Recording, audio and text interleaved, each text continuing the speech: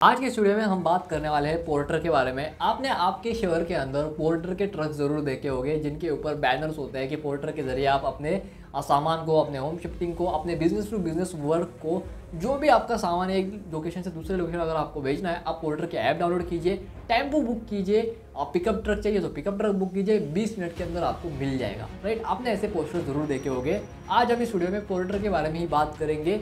India के logistic sector को organise करने वाला ये प्लेयर है। पोर्टर कंपनी है जो कहती है कि हम इंडिया के लॉजिस्टिक सेक्टर को काफ़ी इफिशिएंट बनाना चाहते हैं टेक्नोलॉजी के थ्रू। आज के डेट में पोर्टर 15,000 से भी ज़्यादा ट्रांजैक्शन कर रहा है पर डे।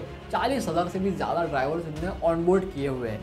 आज के स्टूडियो में हम समझने वाले हैं पोर्टर का बिजनेस मॉडल क्या है और उनकी बिजनेस स्ट्रेटेजीज क्या है। मेरा नाम है ऋषिकेश, आप देख रहे हैं मास्टर इन एंटरप्रेन्योरशिप।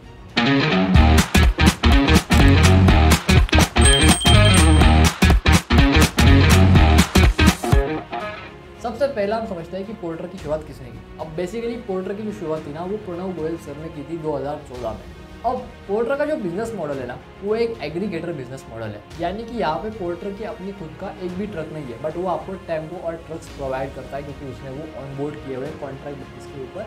राइट, जैसे सिमिलरली उसी तरीके से जैसे ओला और उबर के अंदर ओला और उबर का इनका कोई भी खुद का टैक्सी नहीं है। इनके जितने भी टैक्सीज है वो पार्टनर या फिर कॉन्ट्रैक्ट बेसिस के ऊपर होते हैं, ऑनबोर्ड किए जाते हैं। जो भी ड्राइवर होता है या फिर जो भी कार ओनर होता है वो अपनी गाड़ी को ओला के ऊपर चढ़ाता है या फिर उबर के ऊपर चढ़ाता है, ताकि जब भी ओला जो है वो टैक्सी सर्विस प्रोवाइड करे तो उसका बैकबोन यानी उसका ड्राइवर उसके साथ रहे। उसी तरीके से पोर्टर के बिजनेस के अंदर उसका बैकबोन है उसके ट्रक ड्राइवर्स और ऑनबोर्ड किए गए ट्रक्स।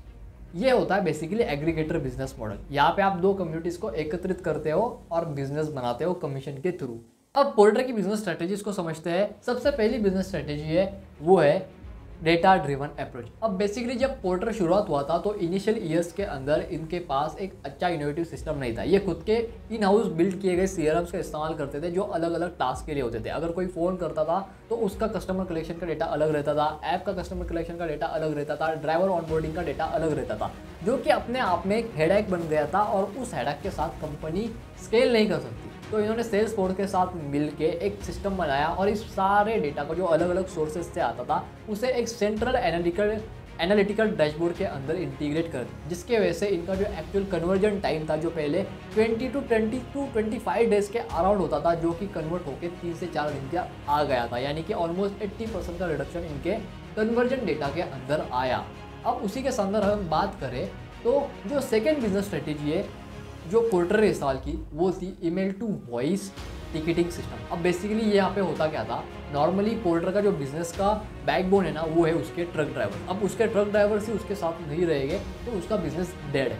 राइट, सिमिलरली ओला उबर के साथ भी यही है। तो अब यहाँ पे बेसिकली पहले होता क्या था, अगर आप पोर्टर के ऐप के ऊपर जाते हो और पोर्टर फॉर ड्राइवर की ऐप होती है उसके ऊपर अगर आप जाते हो और आपके डॉक्यूमेंट्स अपलोड करते हो तो पोर्टर आपको कहता है कि 5 दिन के अंदर हम जो है वो आपके डॉक्यूमेंट्स को वेरीफाई करेंगे और आपके ट्रक को जो है वो ऑनबोर्ड करेंगे। 3 स्टेप का फ्रेमवर्क होता है जिसके अंदर आपको डॉक्यूमेंट अपलोड करना है, ट्रेनिंग कंप्लीट करना है और उसके बाद में आप ऑनबोर्ड हो जाओगे पोर्टर के ऐप के ऊपर।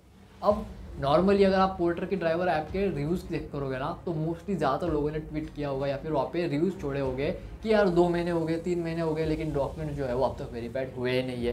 तो उसी के साथ साथ अब जो है वो आप बेसिकली पहले ऑनलाइन करते थे, अब ऑफलाइन भी लोग करते थे, पहले भी करते थे, बट ऑफलाइन के अंदर जो टाइम लगता था ना वो 5 से 10 घंटे का लगता था। यानी कि आपको 5 से 10 आवर्स पोर्टर के ऑफिस में बैठना पड़ता था, तब जाके आपका ऑनबोर्डिंग हो जाता था। इतना ज़्यादा हेवी लोड हुआ करता था इनके सिस्टम्स के ऊपर।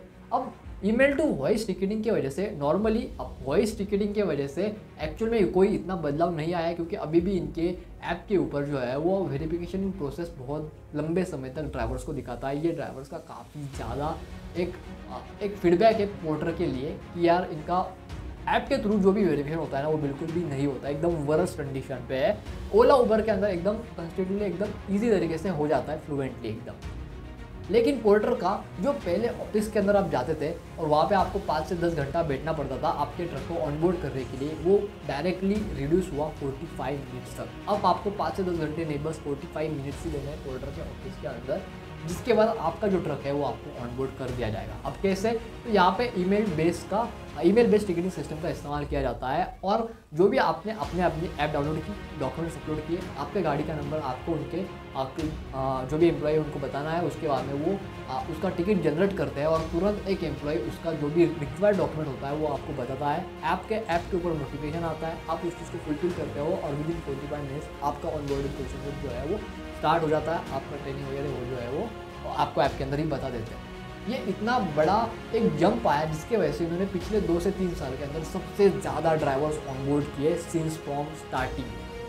जितना शुरुआत में नहीं किया उससे ज़्यादा इन्होंने पिछले 2 से 3 दिनों के अंदर ही पिछले 2 से 3 सालों के अंदर ही किया। तीसरी बिजनेस स्ट्रेटेजी है वो है ऑर्गेनिक रीच के लिए। अब यहाँ पे कस्टमर कमीशन के ऊपर ही काम चलता है, यानी कि जो कस्टमर पेमेंट देता है ड्राइवर्स को उसके ऊपर 10% कमीशन जो है वो पोर्टर कमाता है और उसी से मार्केटिंग करता है। अब अगर ऐसा चलेगा तो पोर्टर जो है वो एक समय तक मार्केटिंग के ऊपर पैसा खर्च करते रहेगा, लेकिन बिजनेस जो है वो नहीं आएगा, इनको लॉस में ही चलना पड़ेगा, जो कि आज के डेट में भी ये चल रहे हैं।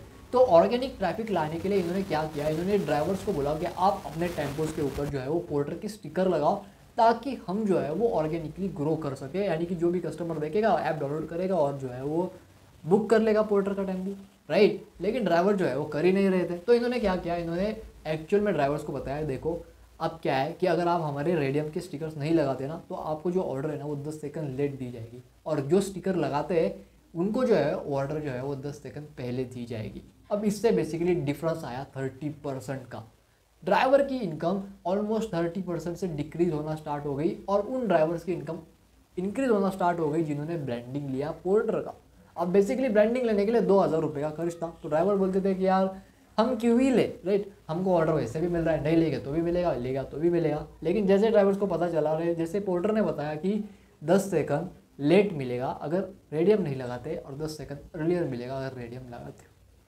इसके वजह से इनके जितने भी ड्राइवर्स हैं ना उन्होंने कंपलसरी अपने ट्रक्स के ऊपर जो है वो रेडियम लगाना स्टार्ट कर दिया, जो कि एक 1 टाइम फीस होती है उसमें, जिसके वजह से इनके ड्राइवर्स इनके तरफ लॉयल होने लगे और जिसके वजह से इनको एक ऑर्गेनिक ट्रैफिक मिलने लगा। आशा करता हूँ आपको वीडियो अच्छी लगी। अगर आपने इस वीडियो से कुछ भी सीखा, चैनल को सब्सक्राइब कर दीजिए, इससे अपने दोस्तों शेयर कर दीजिए। मैं मिलता हूँ आपसे नेक्स्ट वीडियो में, तब तक के लिए जय हिंद, वंदे मातरम।